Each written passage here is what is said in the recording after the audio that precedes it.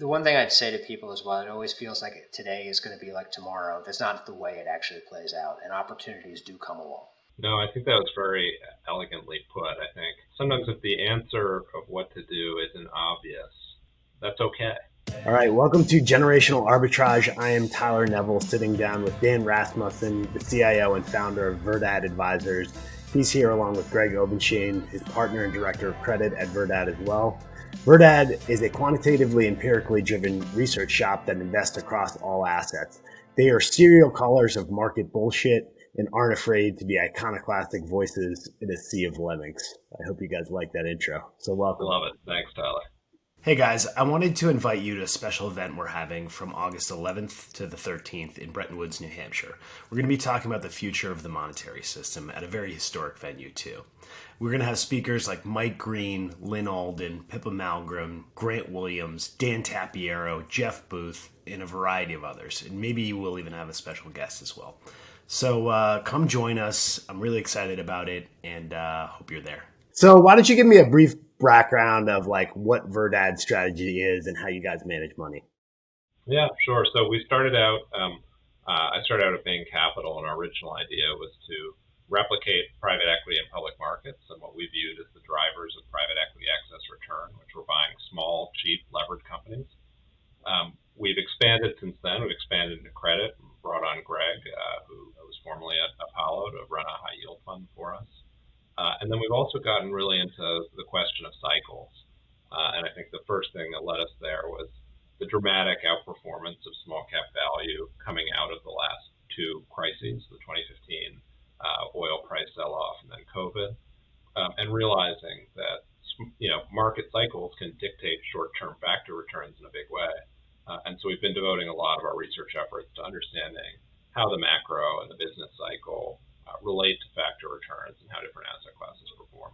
So we reached about 700 million AUM this year, and we are about six employees and hoping to continue to grow. So that's the perfect size. And with not too much of a overhang from your compliance department, so you can actually speak freely about stuff. It's one of the things that I love doing when interviewing podcast guests is a lot of the people that have these giant, infrastructure internally just like can't say anything real. And so you end up just tiptoeing around any real issues for an hour, and yeah, we'll provide very generic views that in which we say absolutely nothing about anything and don't offend anyone. So it's going to be a very exactly conversation. Hence the generational arbitrage. They're usually like boomers. So no offense to boomers. Anyway, let's start super macro. Can you talk about the investment industry, how it's set up, kind of the stretch for yield phenomenon, and what you guys are seeing from that perspective? Yeah, I think there's, right now, if you thought of what are some of the big problems or risks facing investors, you're looking at a market in which you have, I think, very richly valued, perhaps overvalued U.S. equities. Conversely, you have very low yields on bonds and other fixed income assets. And I think investors are faced with the problem of what to do in a richly valued, potentially low return world where inflation is a potential risk going forward.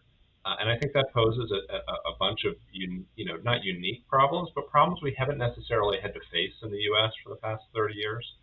That are therefore novel.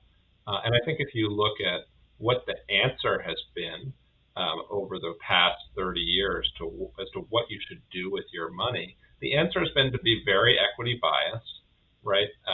It's been to bet on deflation. And I think if the last decade was the best decade, I think, ever for the 60-40 portfolio in terms of Sharpe ratio.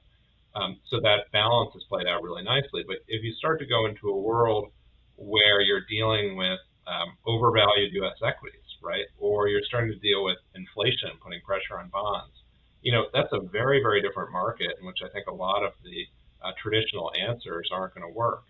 And I think, what you've really seen in this environment, the most common answer that people have given is just to load up on more equity risk, and especially to do that in private markets, take on more private equity, more venture capital. And I think that's so risky. Markets are to some extent inelastic, and so flows that go into different parts of the market affect valuations, and valuations determine or have a big impact on expected returns. And if you look at private markets, which are the most inelastic and the most illiquid, right, you've seen a massive inflow of capital, and with that, a massive increase in valuations. And when you try to sell that stuff, or right, if money ever starts flowing out of that asset class, it's pretty tough, right? It's illiquid, and so that same inelasticity that benefited you as money was flowing in will hurt you on the way out. And I think that's a very, very scary place to be. So you kind of quantified the 4 quadrants of investing. Can you talk about those right now and what you're seeing from a macro perspective? Sure, and I wouldn't say that I quantified them, Tyler. I think the team. No, not even the team. I think someone once told me. Actually, this was one of my boss at Bridgewater when I was in college, and he told me. He said, Dan, the problem with you is that you're not a creative thinker. You're a synthetic analytic thinker. You read a lot and synthesize ideas, but you don't come with any ideas of your own. So this is a perfect case of me being a synthetic analytic thinker and not a creative one. The 4-quadrant approach is an old framework. Bridgewater, Hedgeye, and others have done much more work than we have on that framework. But I think the very simple idea is that you can have that growth and inflation are what matter to asset class returns, right? So if you're thinking about growth, equities are going to do well when growth is rising and do poorly when growth is falling. Fixed income is going to do well when there's deflation, and it's going to do poorly when there's inflation. Commodities are going to do well when there's inflation and bad when there's deflation. Some commodities are growth sensitive, like oil and copper. Others aren't, like gold. And so once you start to think of the world through that lens, and then you say, well, how can I plan for the future, right? I don't know what's going to happen in the future. I don't know how similar the future is going to look to the past. So I don't want to rely on historical correlations or covariances. I don't want to just say what's been working recently is going to work again. Rather, if I say, well, we could have 4 different scenarios. You have rising growth, rising inflation, and falling inflation, and the sort of 4 quadrants where those crosshatch. Right, that lends you to a way of envisioning the future distribution of potential macroeconomic outcomes, and then trying to make sure your portfolio is prepared to deal with that. And what you see with most institutional investors, to sort of loop back, and actually most hedge funds, is that everyone is loading up on equity risk. And the reason they're loading up on equity risk is because equities are the best performing asset across the full cycle. But when growth falls in quadrant 3 or quadrant 4, either growth falls when inflation's rising or growth falls when there's deflation, equities don't do well. And so as a result, people that have really equity biased portfolios really struggle in those environments. And I think there's a need for people to think about, what can I do to prepare for, what should I do to prepare for stagflation? What should I do to prepare for recessions? And I think if you look at the 2 decades in which the 60-40 portfolio returned 0, over a decade. It was the 1970s when you had stagflation, and it was the 2000s when you had 2 recessions, right? And so I think those are real possibilities, right, in the sort of role of the macroeconomic dice, that the 2020s or the 2030s, you could end up with the 1970s like roll of the dice or 2000s roll of the dice. And if you're not prepared, you could be looking at very extended periods in which your portfolio returns nothing. And I think that's where I think there needs to be a mindset shift. Yes, equities are the best performing asset. Yes, you should have overweight in equities, but the portions of your portfolio that are not in equities, you ideally want them to be diversifying to equity risk, which means diversifying to the growth exposure, right? Things that are going to work when growth isn't working. And the 60-40 portfolio actually is nice in that sense, right? Like at least you've got a big bond weight that's going to do well in quad 4 when there's deflation and falling growth. But so much of the endowment model, which is so hot today, says, hey, take your equity, long-only equity, keep your long-only equity, and then take what was your fixed income allocation and allocate it to private equity, venture capital, and basically equity hedge funds, right? And you totally destroy your diversification. Now you've got nothing that works in stagflation. You've got nothing that works in quad 4 when there's a recession, right? And I think that's probably, to loop back, that's what the reach for yield is adding to, right? It's people taking more and more and more equity and growth beta risk, and not thinking, what are the risks if we don't see the same economic roll of the dice that came last decade? What if things are different? And I think that's a big problem. So it's generally pro-cyclical rather than counter-cyclical, which is exactly how you guys invest a lot of the time. That's right. And we've really focused on that. We've raised money when the markets have been bad, and we've returned money when markets are good, and we hope to continue doing that.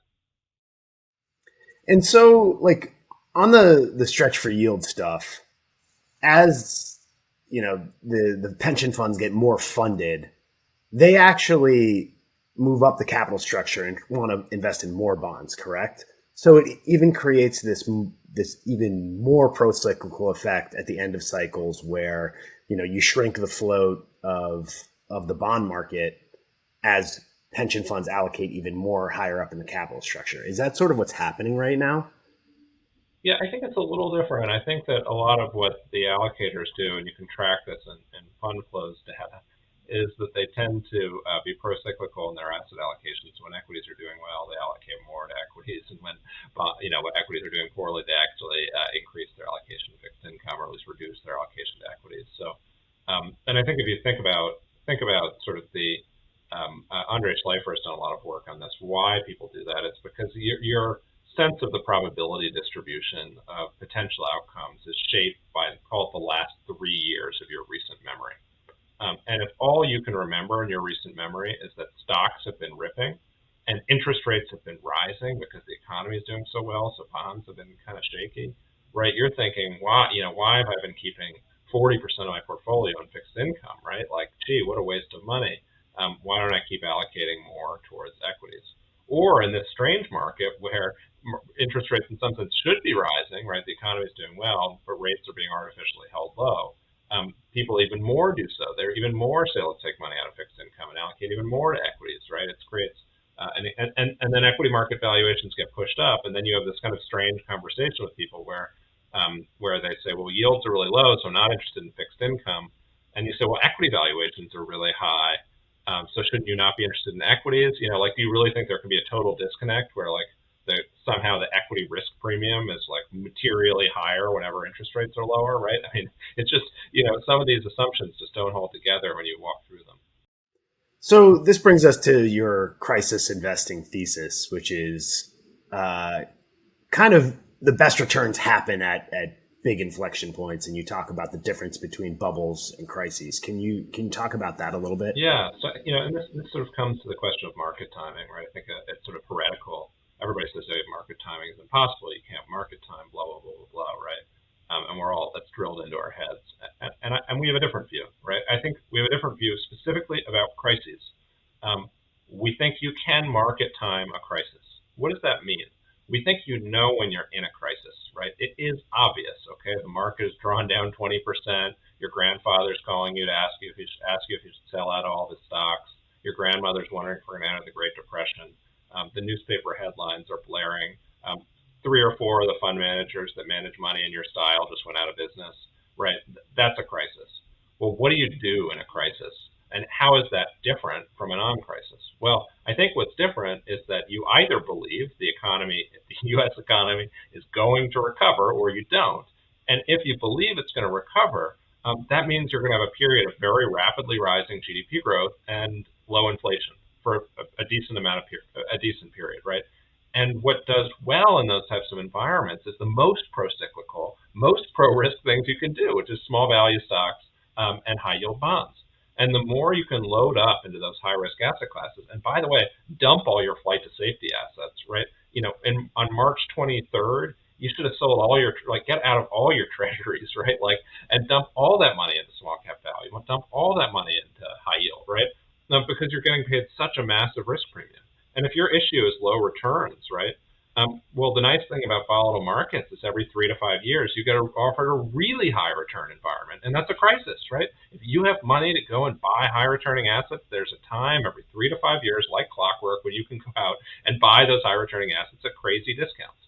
And the reason people don't do it is because the psychological impact and the recency bias and the way people extrapolate recent things into the future leads to this sort of panic selling.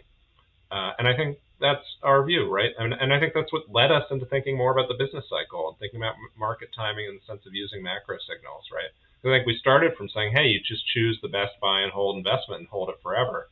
And, over the long term, there are lots of things that are true, right? Over the long term, equities beat bonds. Over the long term, small cap value is the best performing equity style. But over the medium term, a lot of those things aren't true. Over the medium term, small cap value certainly hasn't been the best performing style, right? There were lots of over the medium terms when bonds were beating equities. And I think that got us focused on, well, what are the predictors of short-term outcomes such that the short terms add up to winning in the medium term and that adds up to winning in the long term. And I think that requires navigating through the business cycle and being very aggressive when there's a crisis and being diversified and being careful and being cautious when debt markets are open and yield spreads are really tight and everyone else is bullish. Really, really fascinating. And just to pump your tires a little bit at Verdad, you guys were talking about how credit spreads were really tight going into the pandemic. Hey, now is the time. And you patented this term called fool's yield, which, Greg, I'd love to ask you on. But you really tiptoed that incredibly well. And then your crisis investing thesis panned out like maybe a month or two later, almost perfectly. And I don't know your exact performance, but I got to imagine if what you're saying externally mimicked what was happening internally, you killed everybody else. So we just moved into a nice new office here. So I'll say that with no comment on the question of returns, but things have been good for us. But I'd love, to bring Greg into the conversation here because, he wrote a very, if you look at the pieces and we write our weekly research, if you're not a subscriber, we'd love for you to subscribe. I know you are, Tyler, but to the audience. And Greg wrote a series of sort of eerily prescient pieces. I think in January, he wrote a piece on triple Cs and all about how you shouldn't be investing in triple Cs in January of 2020, and then building on sort of the fool's yield thesis. And this is an idea, Greg created this idea of fool's yield, which is just so brilliant and captures so much about the way credit markets work.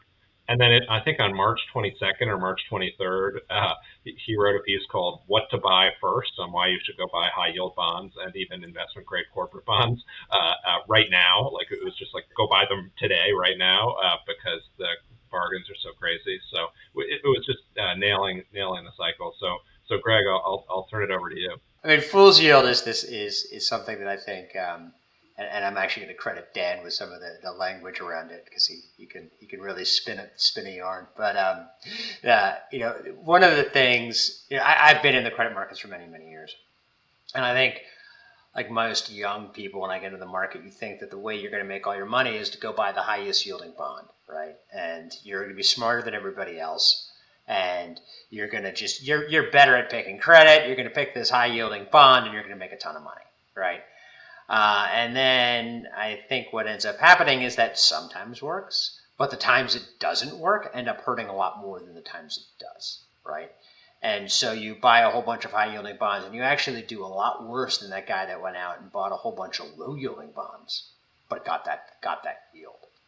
And in credit markets, what we see is that, especially when the high yield spread is tight, like it is today, for example, and like it was in January 2020, the right way to make money, and actually to make more money than a lot of other people, is to go buy the stuff that's actually going to pay you its yield, and that never looks very attractive relative to the super yieldy bonds, the super sexy low end of high yield bonds.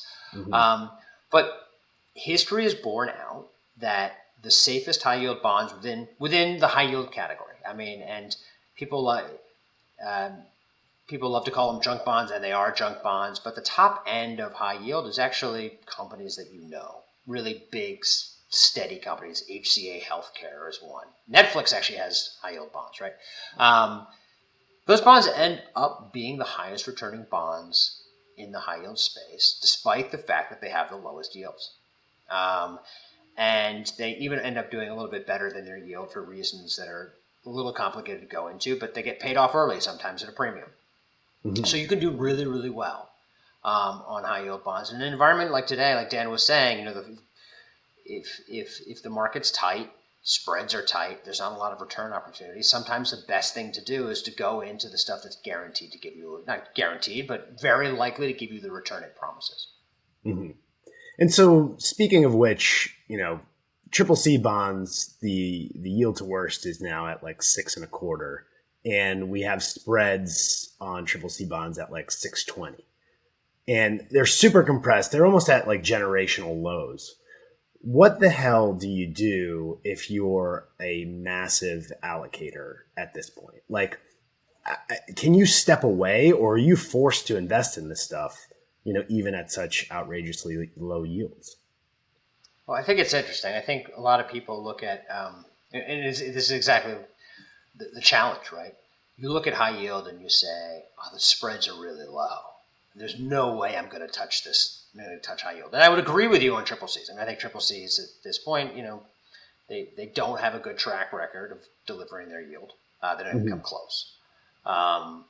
And so you want a little premium on those. But high yield in general and high yield, especially the upper end of high yield, just because it's honest about where expected returns are, doesn't mean you should avoid it. Because everything else might have low, and probably does have low expected returns as well. Mm-hmm. So the interesting thing about credit and think about investment grade, low investment grade, high and high yield, is that it's a contract. They're going to pay. The bond is due in 7 years or 10 years or 5 years, and on that date they have to give you all your money back. Right? There's just so long as that company is not going to default. There's only so low that bond can go. And oh, by the way, you're getting paid to wait, right? They're sending you a coupon payment every 6 months. Mm-hmm. So when you start to think about assets that are attractive in an environment when expected returns are low, it ends up being that asset that's being pretty honest about where those expected returns are. It's just telling you where they are. Yes, would I prefer to buy high yield at 1,200 over? Yes, I would. Would I prefer to buy high yields with super high spreads? Yes, I would. But if I have to put money to work and I want to make sure I get that money back, then some high quality credit actually sounds pretty good right now. And I'd also say triple C credit doesn't.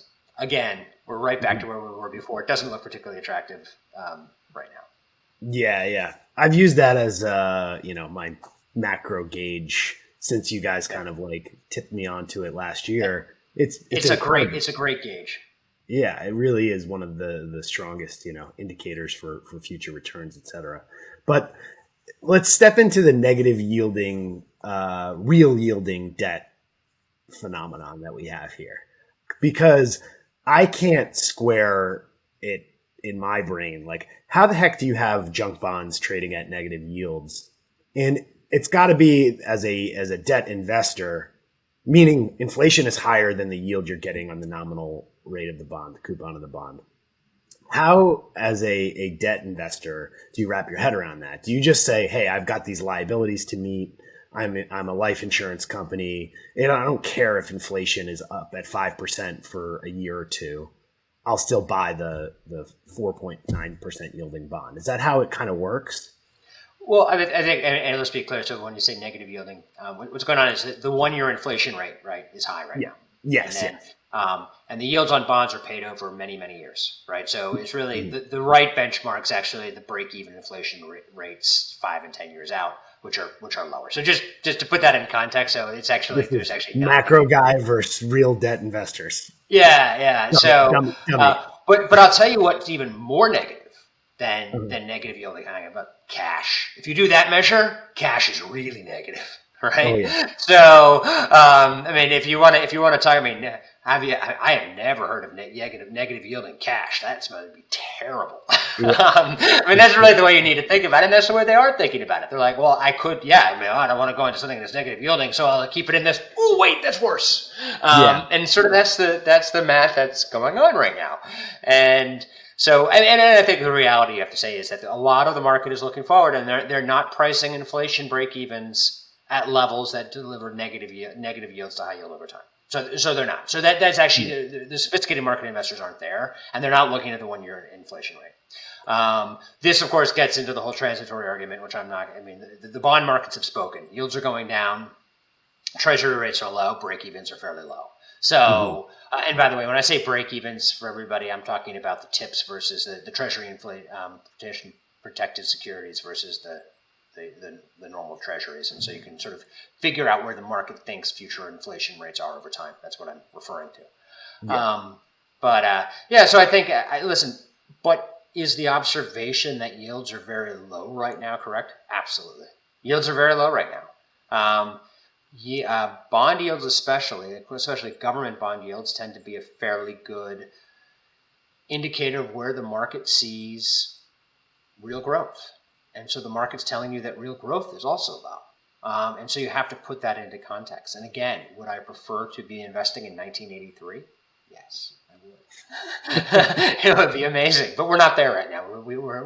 We have to live with the choices we're given. Yep.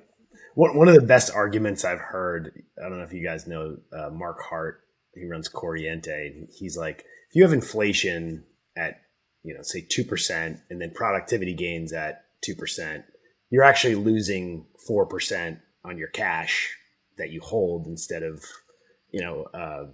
being part of the stock market or a basket of goods that, goes up with inflation and productivity. And we're at 5% inflation transitorily and then 5% productivity gains. So you're actually getting punished almost 10% temporarily. It's probably, those numbers are going to change fast, but still, maybe say it's 5% by holding cash. And that's why we're in this like weird post-truth world where I see the triple C spread coming down, right? And it's showing me that like spreads are collapsing, but at the same time, I can't hold cash. So herein lies like, this is why like I kind of started the podcast. Is like, what the hell do you do as a millennial, a Zoomer in that scenario? Like, where the hell do you put your money? Because like you get punished if you hold cash waiting for, assets to reprice.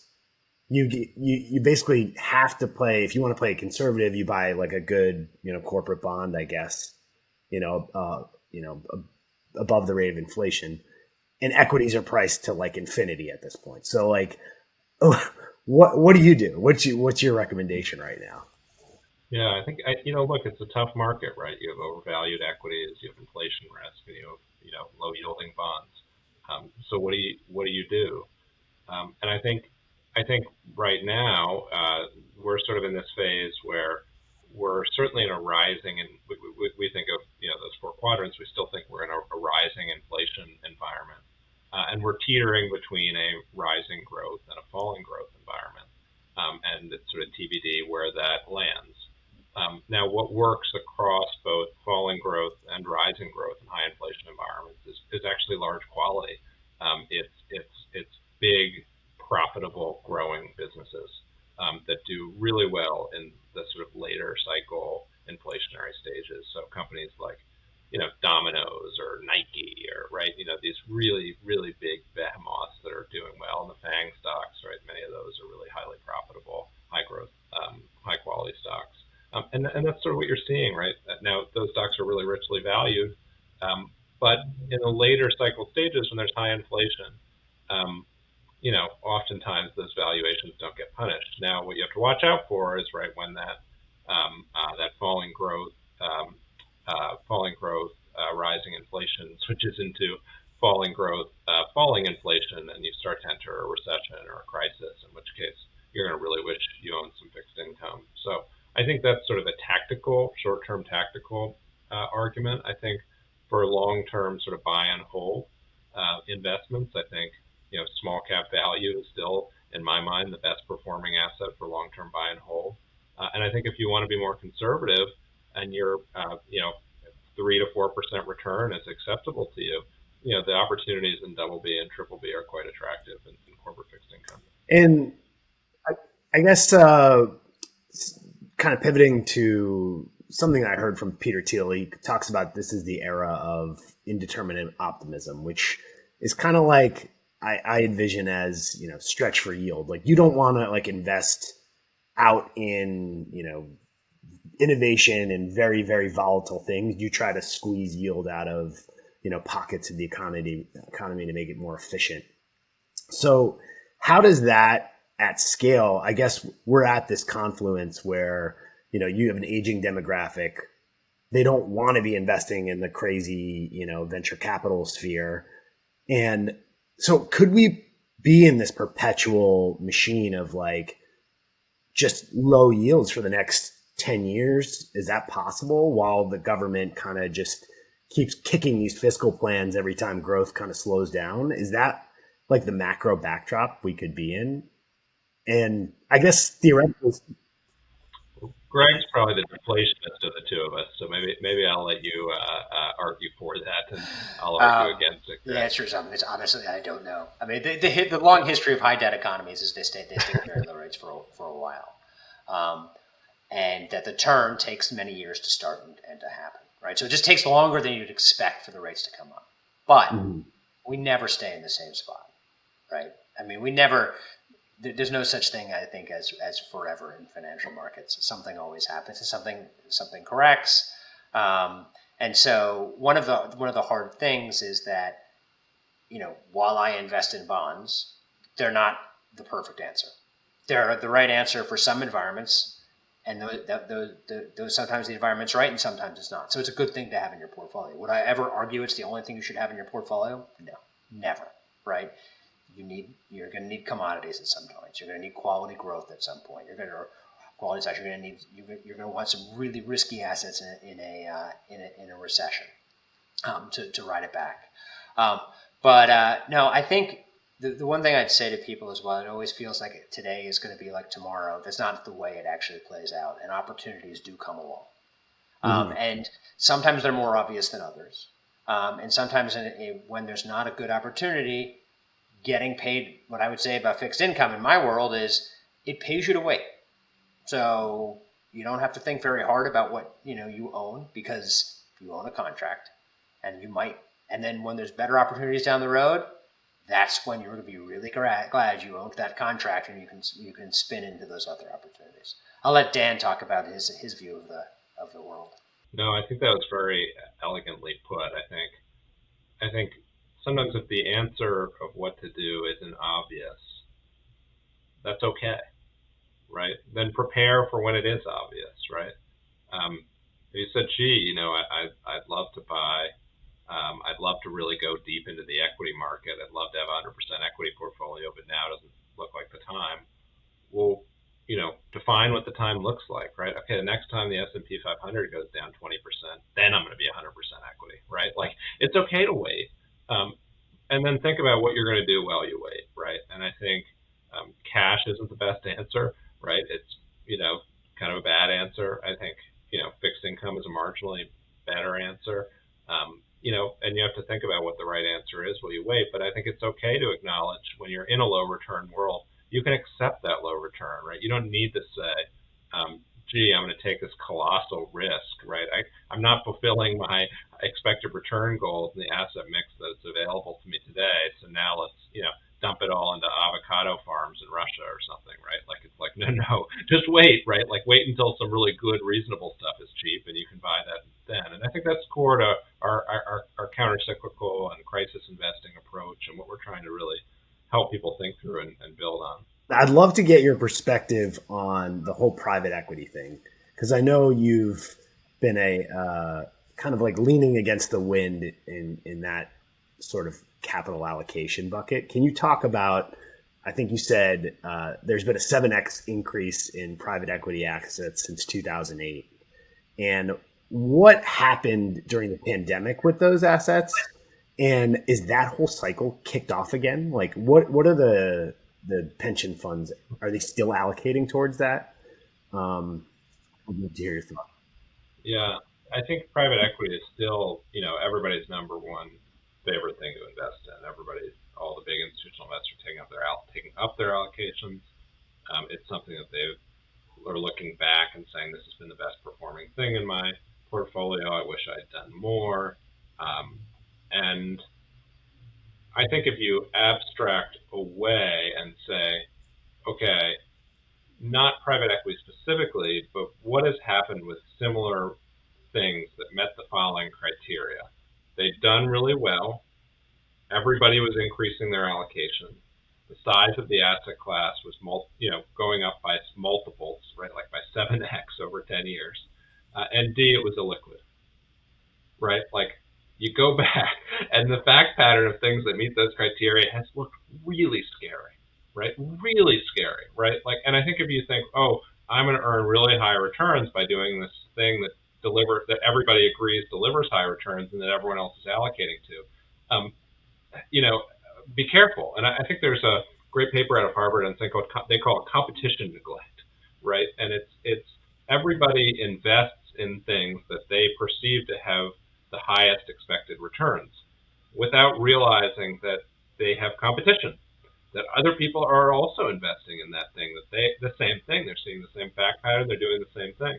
And so the more that your decision is aligned with consensus, the greater the risk you have that competition neglect is going to come in and bite you. And that 5 years down the road, you're going to say, well, why didn't that investment I make pan out?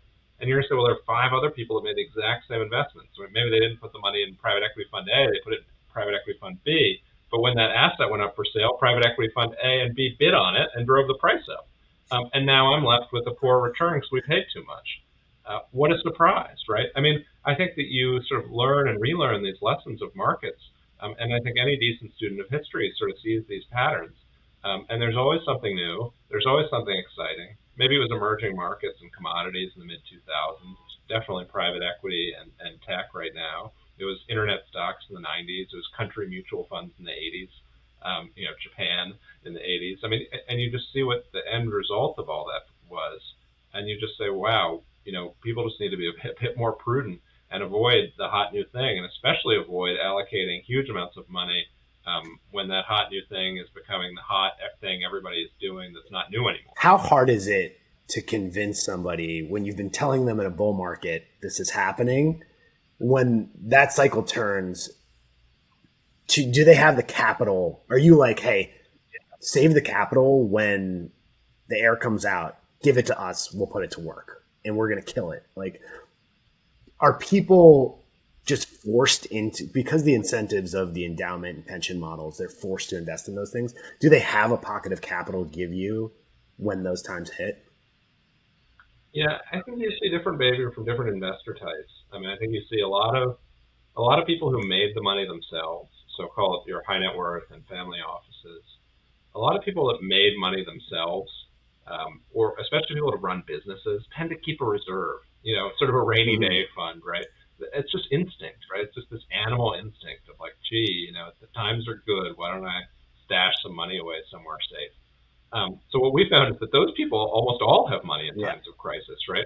In fact, their problem is they have too much money, right? I mean, they just have too much in cash, too much in low reserve assets. And you're sort of saying, well, gee, you could probably be a little more aggressive in your asset allocation. Or say, well, it's not how I ran my business. That's not how I want to run my family money, right? You're still like, okay, I get it. On the other hand, you have the people that are professionals, right, who are usually 100% allocated. And the money they put into something new has to come out of somewhere else. And, I think in times of crisis, they tend to be battening down the hatches and trying not to do anything and trying to just sit out and wait, rather than having the money or the psychological reserve to be really aggressive. That's sort of what we found. But, obviously there's huge diversity of investor types, and they're obviously very pro-cyclical foundations and family offices and high net worth, and there are very counter-cyclical endowments and pension funds. And I think it's finding like-minded people. I think the people that were really excited about tech and innovation and growth and, for the last decade have probably done a lot better than the contrarians and the, more academic folks, which I get, but, every style has time in the sun. And I think that the sexy tech innovation, hype, meme, stock, growth, craziness, probably has had its time in the sun. So since you brought it up, I have it's a pretty popular theory now, but like generationally, you see that chart where it's like boomers own all the assets, then, silent generation owns a little bit, boomers the majority, then Gen X is like here, millennials and Zoomers are like negligible. So if you take that as them choking the float of all these assets because they're sitting on massive generational capital gains, they're not going to trade out of them, generally speaking. the tradable float gets smaller and smaller and smaller, especially because they're getting older and older, right? And I guess what I'm trying to wrap my head around is, what happens when those assets change hands? And I guess, is this phenomenon in GameStop and AMC, is that just all like, hey, they choked the float and they put all their money now in passive. Passive doesn't sell. Like you said, it's inelastic. We're seeing all these generational things happen all at the same time, where it creates that inelasticity where the incremental dollar creates the convexity of prices at the end of the cycle. What are your guys' thoughts on that? And are you seeing, as long as the Fed is sopping up even more supply, it's like pouring lighter fluid on this phenomenon and killing market structure and killing, I guess my read is the middle class, because you never let the things adjust, right? You're just literally handing money over to all asset owners. That's my perspective, but I'm curious if you guys have any thoughts on that, getting into the political realm. Yeah. Yeah. No, I think that, your point around inelasticity and market structure and the changes that we've experienced in that over time are very right. I think you've seen a shift. You've seen a shift from people owning individual stocks to people owning funds that, sort of peaked in, call it 2010, and now it's probably at equilibrium. And then within that, a shift from active to passive. And so the sort of free traded float that's sort of driven by price considerations, relative to just being driven by flows. And by the way, passive funds create more inelasticity than active funds, and active funds create more inelasticity than individual owners. So you're looking at a market where flows become more important to outcomes. And so I think what do you do with that insight? I think what you have to realize is that, look, we're valuation sensitive investors. We're small cap value guys, right? Or we're high yield investors, right? We're very focused on yield and cash flow multiples and things like this. But I think you can't abstract valuation considerations or myopically focus on valuation without understanding the importance of trend and flows, and monitoring those trends and flows. And Greg has this thing about inflation where he says, we're not going to do anything about inflation until we see the whites of its eyes, right? Until we actually see it happening, we're not going to act, right? And I think there's something about that with some of these market bubbles, right? It's like, well, when's the bubble going to burst? It's like, I don't know, but it could go on for a heck of a long time. And I think there's another mentor of mine who said, it's much easier to know what will happen than when it will happen. I know that overvalued things will eventually crash. I don't know when it will happen. And I know that there are a lot of these market structure and inelasticity forces that are providing a very powerful way for that market to lever ever upwards. And if you think about what you want to do as a prudent allocator of capital, maybe the best thing you can do is just be sensitive to trend and just, get out when the trend reverses itself. But do you really want to be on the side of be betting against some of these sort of tidal forces that seem to be driving flows in and out of different parts of the market? Yeah, I think I'll just say again, nothing ever stays the same, right? Mm-hmm. So you get these narratives in the market on, I think, market structure, and I think they're right. And it's easy to tie yourself in knots thinking that, oh, well, it's impossible. The market's going to keep going up, but it's not fundamental because it's flows. It's driven by gamma flips in option something. Was it? And you try to understand it, and you tie yourself up trying to understand it. And the reality is that for most stocks there still is a valuation anchor. You might not like it; it might be higher value than you like it now, but they do follow rules. People are always building. People are always inventing. There are new companies coming into the stock market. There are companies exiting the stock market. There's still a lot of dynamism, maybe not as much as we'd like. But if you sort of just then focus on the opportunities, focus on the individual stocks, you'll find that the overall narrative isn't important to that analysis at all, or is important to you how you structure your portfolio potentially, but not how you look at individual opportunities. And so I would say that don't get. I do think I think it's a hard time to invest right now. I think expected returns are low, but their expected returns are low for everybody, right? There's not like there's a group of investors out there that has secretly high expected returns that we don't know about, or maybe they are, but I don't know who they are. Tiger Global or something. I don't know. Yeah. And so you've just got to focus on the opportunities that are presented to you and try to make the best decisions possible in that environment. And things will change. There will be opportunities that come along. And by the way, so Dan calls me the deflationist. I don't know what's going to happen with inflation. I just think that you can wait for that opportunity to present itself before you act on it without getting yourself spun up in a narrative that forces you to act early or do things that are because of the narrative, not because of the data you're seeing in front of your face. Mm-hmm.